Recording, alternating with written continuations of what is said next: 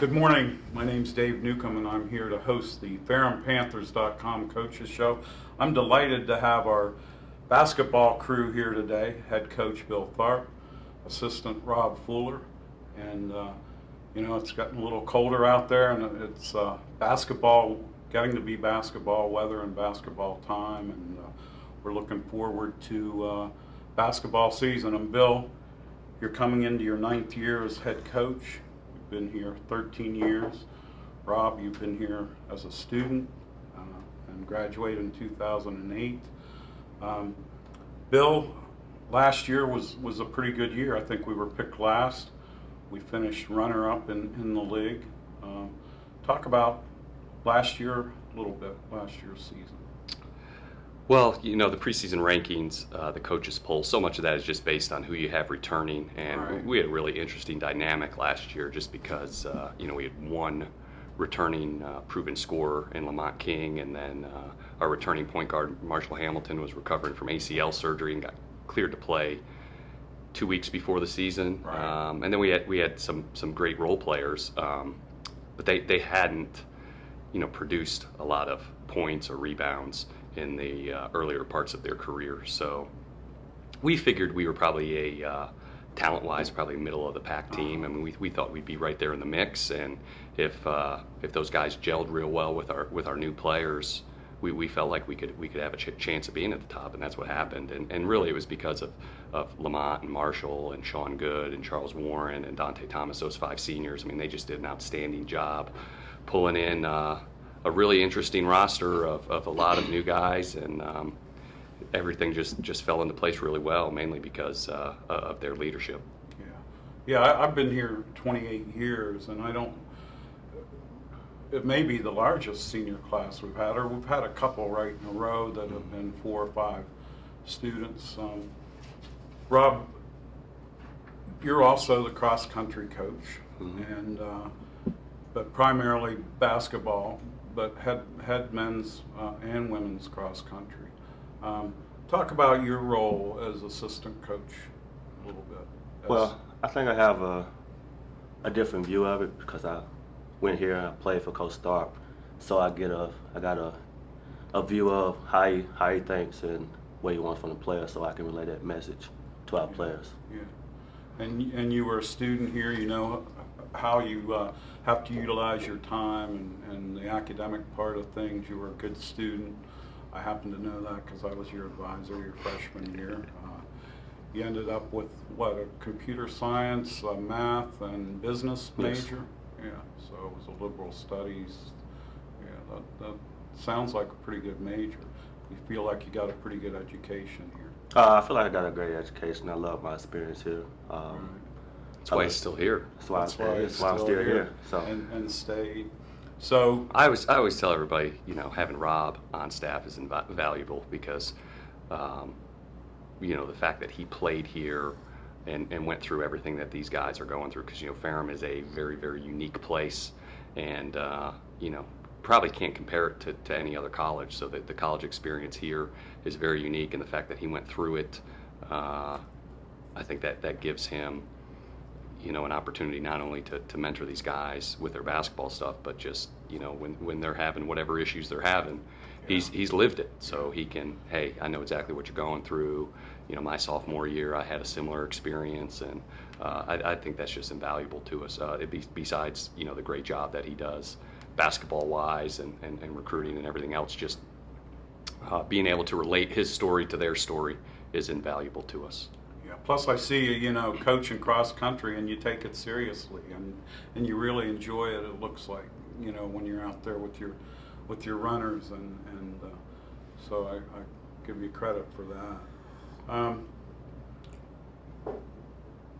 So how do we replace guys like Sean Good, Marshall Hamilton, Lamont King, Dante Thomas, Charles Warren, all who have graduated or will be graduating? Some of those guys role players, but great teammates. Who do we have coming in to replace them? Or we have a couple of guys that are here still. I think the way to be successful here is you got to be playing with juniors and seniors, and we were really fortunate that we had 3 straight years there where we had 4 or 5 men in our senior class the last 3 years. So that's led to a little bit thinner of upperclassmen for these 2 years, just because I think in the recruiting process sometimes at the Division III level, guys look at your roster and see that you have a lot of guys returning, and so maybe they think they won't play. So that's why it's important to just make sure we're bringing in good kids. I think we got a really good nucleus of guys. I mean, our returners from last year are all really solid people, and I think that's kind of what we're trying to do, is bring in solid people that can play basketball a little bit, and hope if we fit them together really well that we can produce winning teams. And last year it was those seniors, and then we had some of our younger guys that played pretty important roles. Brian Clark, who came in from Patrick Henry Community College as a junior, really stepped in and filled a much needed role, backing up Marshall, and then kind of taking over the reins for this year. He's done an unbelievable job as a leader through our fall preseason conditioning things that mostly have to be player-led. He did a great job, and then some of those guys, Alec Ayer and Jordan Mann, who played significantly as freshmen, who both dealt with injuries most of the year. We think that they'll have a much more expanded role, and then Jamal Pullen returns, who really had a great improvement from his freshman to his sophomore year. I mean, his freshman year he had flashes where he scored a lot of points in a short period of time, and we were really hoping that he would have a good year last year. But I think he exceeded all of our expectations. Averaging almost 16 points a game and being second team all conference. I mean, that was a great improvement. So we're hoping, guys like Alec and Jordan, that they'll show significant improvement from their freshman to sophomore year. And then we have, Chase Goff and DJ Christian and Marvin Wilson, guys that didn't get as much playing time as those guys, but just having been through battling in practice every day, you learn a lot and gain a lot of experience through that. So we're hopeful with those guys that they'll have an expanded role this year also.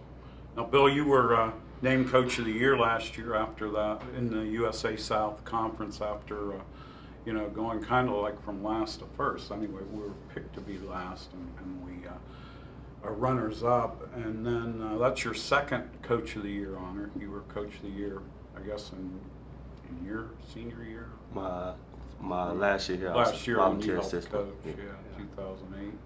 So that's an honor, and the type of leadership we're getting from the coaches. We had Marshall Hamilton last year, graduate, who was the top student in marketing in the business program. So and 4-year USA South all academic team. So we're getting the kind of quality kids on and off the court that really help us.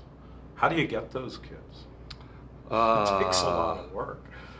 Yeah, basketball recruiting is really interesting, and I think basketball coaches have done it to themselves, and there are just so many events, and our process is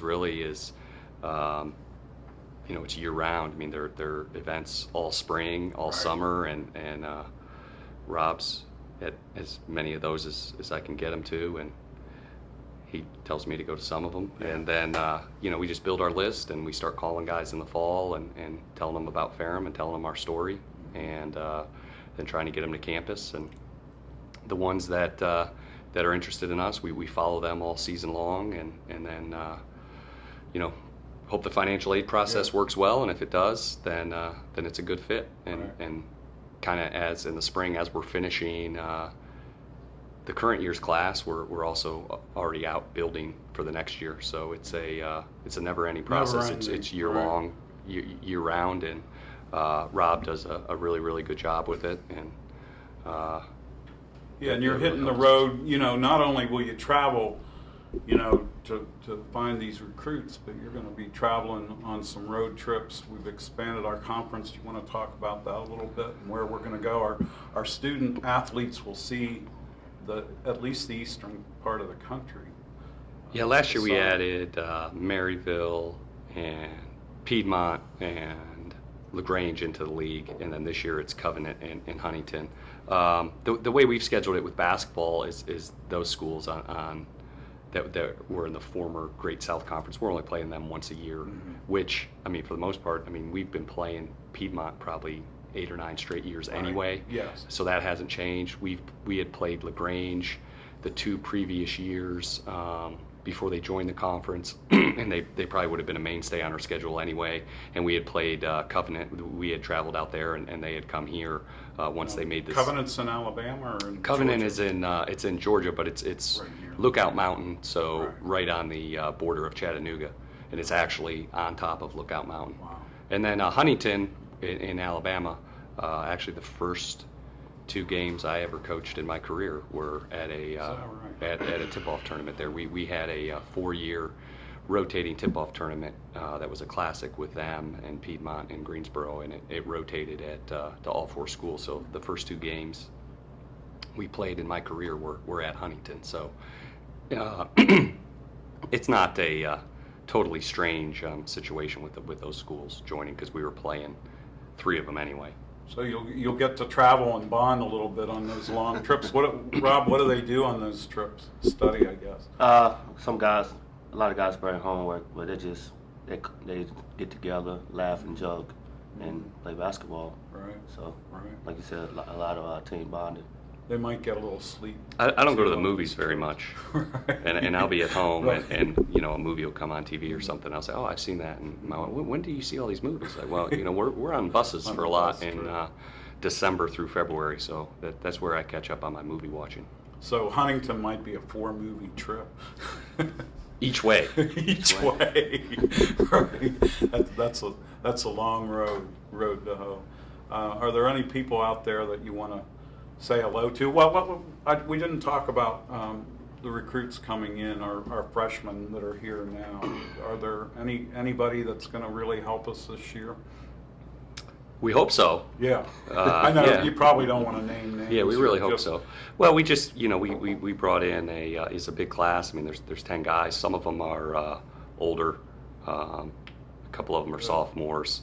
You know, one of them's somebody that we had recruited out of high school and it just didn't work out. And then after going somewhere else, got back in touch with us and, hey, maybe it will work out now. You know, a guy that's played at prep school, a guy that played in junior college. So it's not just 10 freshmen. I mean, some of those guys are veterans and have played basketball at a higher level before, so that'll help them.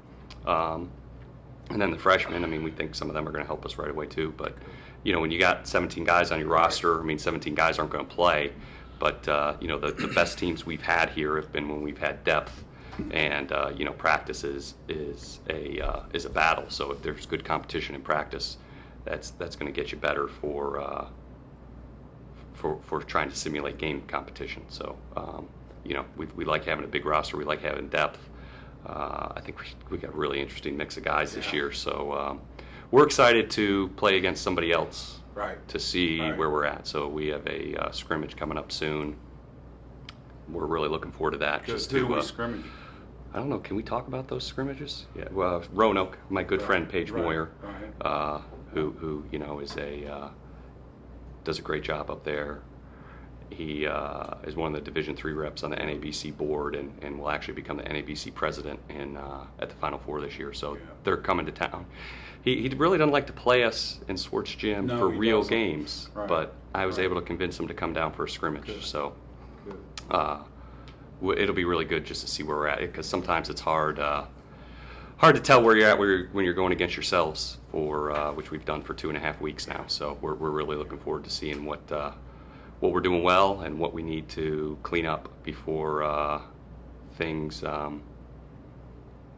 start for real against Washington. What about, Elite. do you do a Midnight Madness or a start? You know, it's hard to do Midnight Madness in the Division III level sometimes because with allowing people to try out, it's hard to do. And a lot of times when the Division I schools do it, you know, they usually start practice on a Friday or Saturday. So if everybody stays up, they're not going to class the next day anyway. We're always a hard date, which is always October 15th.